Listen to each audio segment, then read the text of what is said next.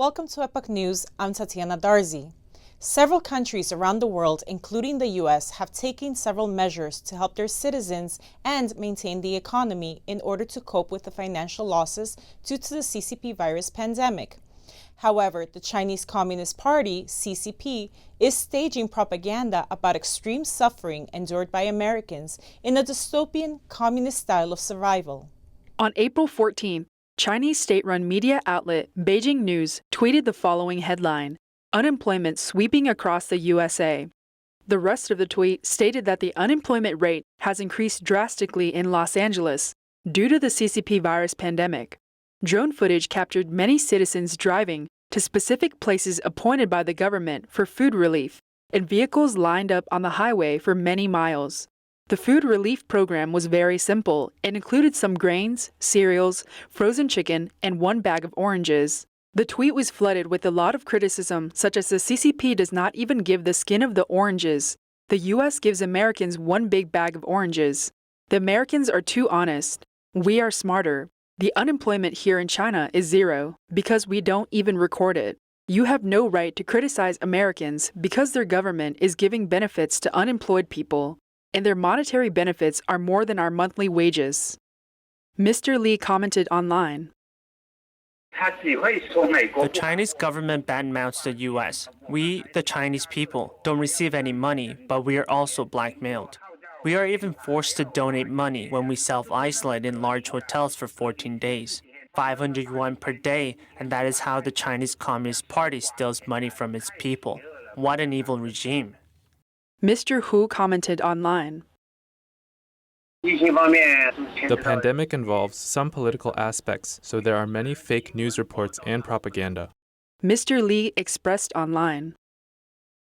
People line up to get free vegetables in New York, but my friend in Wuhan has to pay 4 to 6 times more for vegetables. Also, the amount of vegetables he can purchase is limited and controlled. The same goes for hospitals.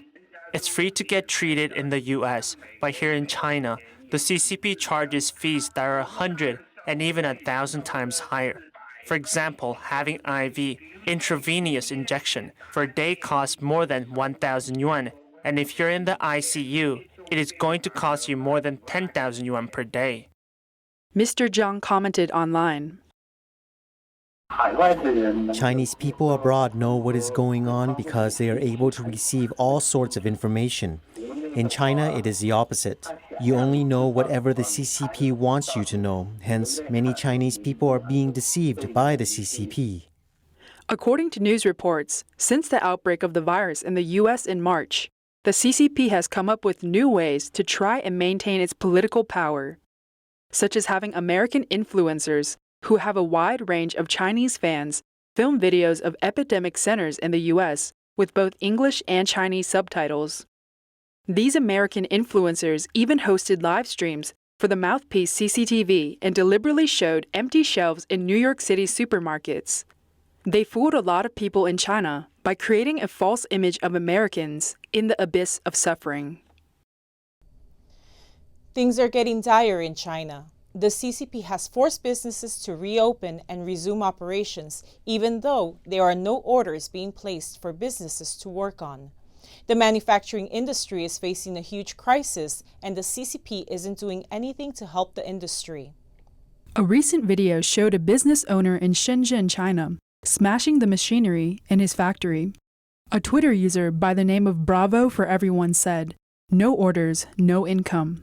The factory owner has smashed the machines, but he still needs to pay the rent." The manufacturing industry in China is facing a huge crisis, but the CCP never implements any actual measures to help, only talks big. The CCP allows businesses to be a month in arrears with Social Security fees, but they all need to pay back in full the following month. Yes, you heard it right. This is the kind of support given by the CCP, which cannot even be compared to the American support system. A tax cut is the only way to help these businesses right now. Mr. Wang, an employee at Shenzhen Logistics Company, said,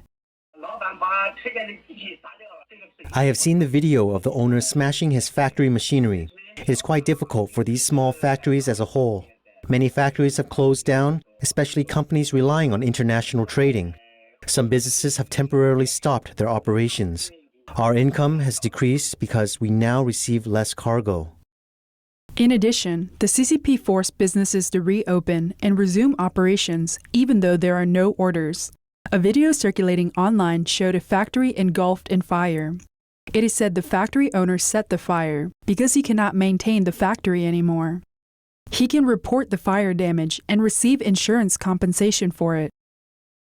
Mr. Zhao, an employee at an advertising company in Guangdong, said, The internet shows that people are burning things like account books because the pandemic is extremely serious and all business has been affected. Many small and medium-sized companies have debts to repay, and they're having huge difficulties right now since they're not receiving any orders. There's no support whatsoever, so the Chinese people will have to support themselves through this crisis. According to the China Labor Bulletin, a human rights concern group from Hong Kong, there were about 50 worker strikes and protests in China in the month of March. These workers are from numerous industries such as services, transportation, and construction. Some of them helped build the temporary hospital in Wuhan. A video from last week showed that the unemployment rate has increased so much in a city in the southern part of China that people are crowding on the streets even though most of the shops were closed. People are saying online that this situation has become a normal phenomenon now. Mr. Wang said, There are more unemployed people than job offers. Mr. Liao, a villager from Hubei province, said that many villagers returned to Hubei province after trying to go back to work when the factories reopened, but there were no orders to fill, and they cannot find another job. He said, There are no job offers out there right now, and many international orders have been canceled due to the pandemic. Basically, we do not have any work to do, so we came back home. It has been like this for many months now. We are having trouble carrying on our lives since we have no income, but nobody cares about this situation. An insider from the well-known appliance and electronics manufacturer in China, Hisense Infotech, revealed to Caixin Media Company Limited that the company will lay off about 10,000 employees before the end of May. Moreover, Chinese automobile companies such as SAIC Motor, Jingling Motors Company, Beijing Hyundai Motors Company, and Weltmeister Motor Technology Co. Limited are planning to implement employee pay cuts. Tan Jun, a civil servant of Yichang City in Hubei, sued the provincial governments for concealing the coronavirus epidemic during the outbreak's initial stage. He was the first person in China to charge a government agency for the epidemic. He said the consequences of the cover-up are so severe, the major culprits must be held accountable. When I went to the Xiling District Court of Yichang City, the second largest city after Wuhan in Hubei province, to submit a lawsuit in the afternoon on April 13th, they told me they didn't have the power to handle it, so I went back home. After 6 p.m., the National Security Brigade of Xiling District summoned me to the local police station. They asked me to write a statement to promise that I would not publicize any material related to my lawsuit on the internet. So the police demanded that you no longer publicize any of these materials online, right? Yes, he asked me not to upload any online, but I am allowed to file the lawsuit and I need to follow the legal procedures. I mailed the lawsuit complaints to Wuhan Municipal Intermediate Court yesterday afternoon. Yichang's local intermediate court told me that according to law articles, my complaints are against the administrative orders issued by a government agency, so the complaints should be filed to the jurisdiction region of that particular agency. I then sent the materials to Wuhan's intermediate court. It should arrive by tomorrow afternoon. So you have mailed the lawsuit documents to Wuhan's intermediate court by express mail? Yes, based on the requirements to follow legal procedures. However, he said I am forbidden to publicize any photos or screenshots of the materials or my legal actions on the internet. Why is it forbidden? He said that overseas media are not friendly to the Chinese government. The authorities are concerned that the overseas media will make use of my lawsuit material to do anything that jeopardizes national security. How come? Your lawsuit is filed based on facts. Yes, the evidence I collected was all official documents, mostly official documents released about the early stage of the outbreak. I did not fabricate any evidence. I did nothing wrong in that respect, yet the authorities were scared. Why? One reason is that the diary of Fang Fang, an author and resident of Wuhan, is to be published overseas, making them very upset. Similarly, I, a resident of Yichang, filed the lawsuit as an immediate victim of the epidemic. I'm the first Chinese citizen to sue the Hubei provincial government.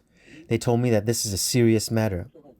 I know I must do it, because I myself am a victim, and I will make sure to follow legal procedures.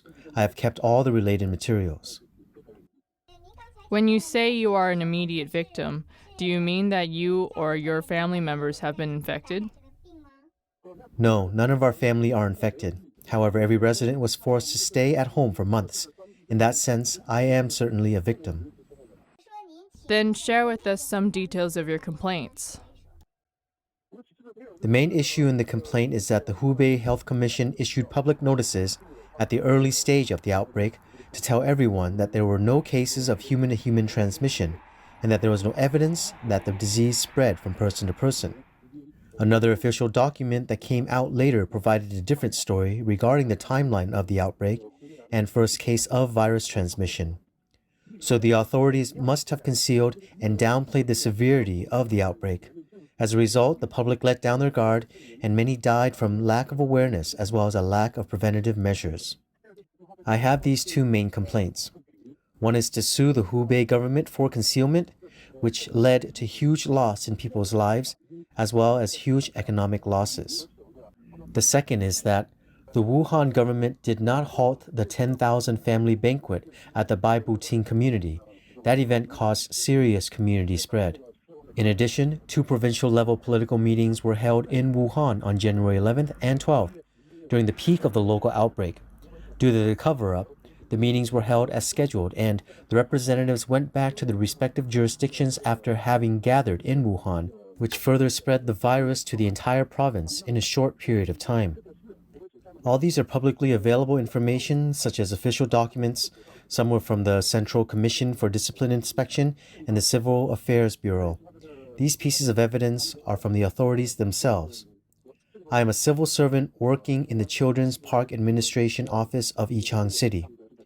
As soon as the epidemic started, I saw so many pictures and stories about Hubei residents being discriminated against and beaten when they went to other provinces. It has happened frequently, and is still happening now. As a Hubei native, I feel that someone has to bear the responsibility. The discrimination and hostility against Hubei residents is very serious. Now, when people from Hubei go out, for example, if I go to Shenzhen, I will encounter discrimination and even beating. I think I must speak out on this matter, and I must stand up to demand that the Hubei provincial government be held responsible. What is your expectation of the outcome of the lawsuit? For myself, winning or losing the lawsuit is not that important. The most important thing is that I have taken the most difficult step, suing a government agency as an ordinary citizen. They always use state machinery to suppress civilians. I am aware of that, and I don't have much expectation of the outcome. It would be good if I win, but if I lose, I have nothing to regret. At this state, I am trying to get the case accepted in the court system. It remains to be seen whether the intermediate court will file my case. If it doesn't, I will continue to submit the complaint to higher-level courts. The police station that summoned me was the Xiling District Police Station, and it was the National Security Brigade who asked me to write a statement of commitment, in which I must promise not to spread related information online. However, they told me that I am allowed to file the lawsuit as long as I follow legal procedures. I think they are worried that if I spread the information online, others will follow and may become a class action lawsuit. Compensation for the family of the deceased is a state compensation, and the premise is that the government must be found to be at fault before you can get compensation. That's why I must go over the legal process. I will first follow the legal procedures to see if they will admit that the government is at fault. Seeking state compensation is the second step.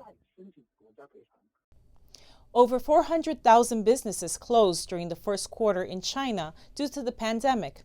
The Guangzhou railway station saw a surge of people without jobs returning back home.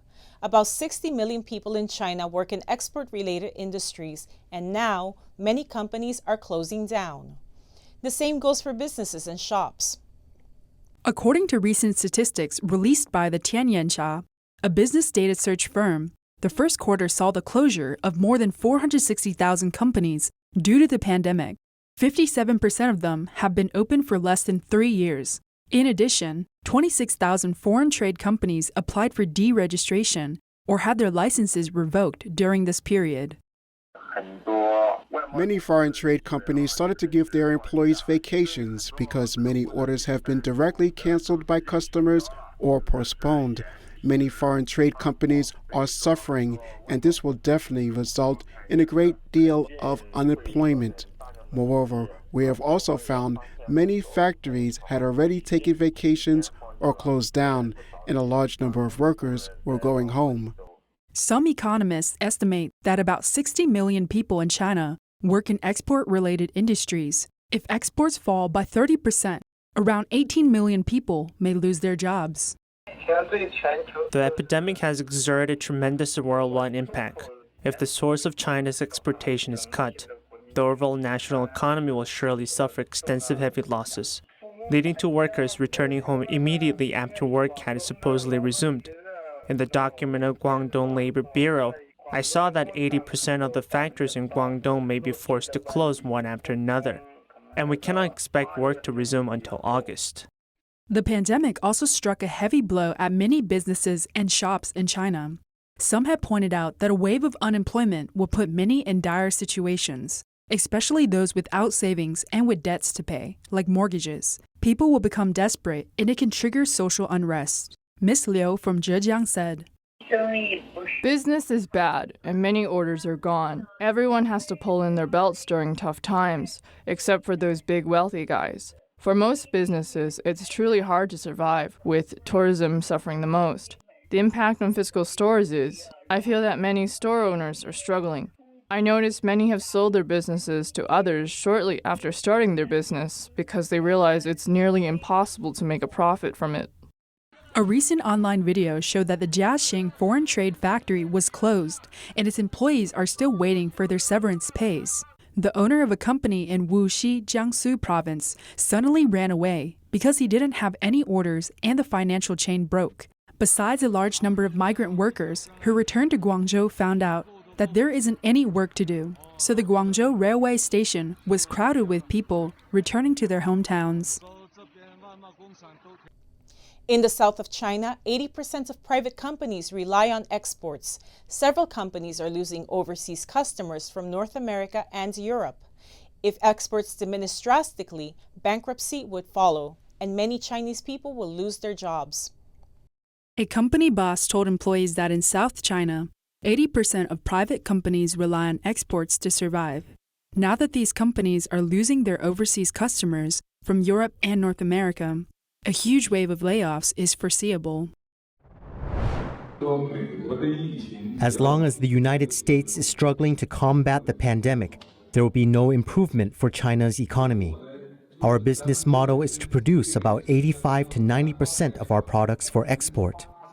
In South China, 80% of private companies rely on exports, just like our company. How can we ever rely on China's domestic demand? All our production is geared for export. No export means bankrupt factories. Bankruptcy means the Chinese will become jobless and not have income. It's a chain reaction. Make sense? The current economic situation is very severe. Any company that can still pay regular salaries to its employees is simply outstanding. There are currently 74.2 billion yuan, $10.5 billion, of credit card debt and hundreds of billions of yuan mortgage debt that cannot be paid on time. Are you aware of that? Right now, I am paying you basic salaries, and you can pay your mortgages. You are among the lucky ones. US-based Chinese commentator Wen Zhao pointed out that Chinese leaders gravely erred when obstructing Western countries' efforts to evacuate their citizens and shut down borders to China. Western countries suffered huge losses from the pandemic as a result, both in terms of human lives and economically. Their losses, in turn, would deal a devastating blow to China's economy. Wen said that in the handling of the pandemic, China's top leaders chose the path that would lead to the worst consequence for China itself. In contrast to what's been going on in China, yesterday President Trump stated, since announcing his guidelines on opening up America, 20 states representing 40% of the U.S. population, that's nearly half the country, have announced they're making plans and preparations to safely restart their economies in the very near future. He went on to say that the Senate passed the Paycheck Protection Program and Healthcare Enhancement Act with additional funding going to hospitals, testing, workers, and small businesses. His administration reached a deal with Congress to help small businesses keep workers on the payroll, to aid hospitals, and to support coronavirus testing efforts. Opening up America again, 20 states representing 40% of the U.S. population have announced that they are making plans and preparations to safely restart their economies in the very near future. So that's 20 states. It's about 40% of our country. They're moving along pretty quickly.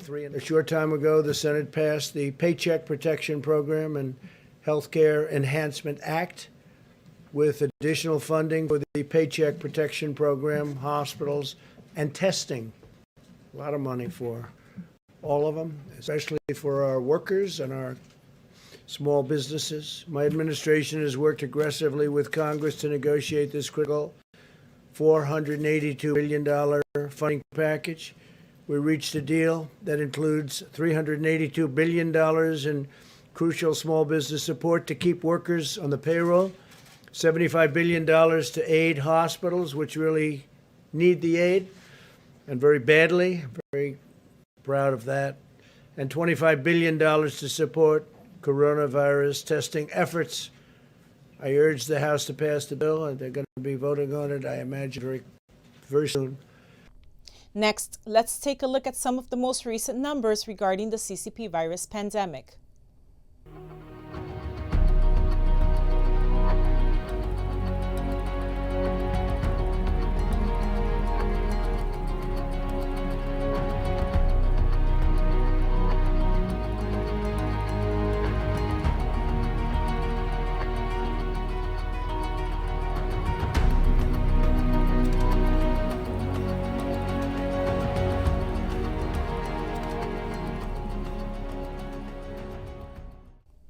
That's all for today. Don't forget to like, subscribe, and share this program with friends and family to keep them informed about the latest news and updates. Thank you for joining me. See you next time.